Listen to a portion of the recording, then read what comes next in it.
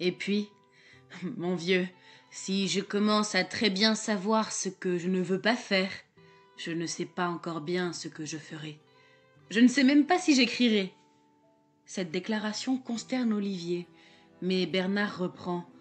Rien de ce que j'écrirai facilement ne me tente. C'est parce que je fais bien mes phrases que j'ai horreur des phrases bien faites. Ce n'est pas que j'aime la difficulté pour elle-même, mais je trouve que vraiment, les littérateurs d'aujourd'hui ne se foulent guère. Pour écrire un roman, je ne connais pas encore assez la vie des autres, et moi-même je n'ai pas encore vécu. Les vers m'ennuient, l'alexandrin est usé jusqu'à la corde. Le vers libre est uniforme. Le vers libre est informe. Le seul poète qui me satisfasse aujourd'hui, c'est Rimbaud. C'est justement ce que je lis dans le manifeste.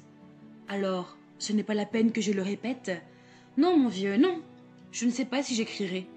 Il me semble parfois qu'écrire empêche de vivre, et qu'on peut s'exprimer mieux par des actes que par des mots. Les œuvres d'art sont des actes qui durent, hasarda craintivement Olivier, mais Bernard ne l'écoutait pas. C'est là ce que j'admire le plus dans Rimbaud, c'est d'avoir préféré la vie. Il a gâché la sienne. Qu'en sais-tu? Oh ça, mon vieux. On ne peut pas juger de la vie des autres par l'extérieur. Mais enfin, mettons qu'il ait raté. Il a eu la guigne, la misère et la maladie. Telle qu'elle est, sa vie, je l'envie, ouais. Je l'envie, plus même avec sa fin sordide que celle de... Bernard n'acheva pas sa phrase. Sur le point de nommer un contemporain illustre, il hésitait entre trop de noms. Il haussa les épaules et reprit. Je sens en moi, confusément, des aspirations extraordinaires, des sortes de lames de fond, des mouvements, des agitations incompréhensibles, et que je ne veux pas chercher à comprendre, que je ne veux même pas observer par crainte de les empêcher de se produire. Il n'y a pas bien longtemps encore, je m'analysais sans cesse. J'avais cette habitude de me parler constamment à moi-même. À présent, quand bien même je le voudrais, je ne peux plus. Cette manie a pris fin brusquement sans même que je ne m'en sois rendu compte.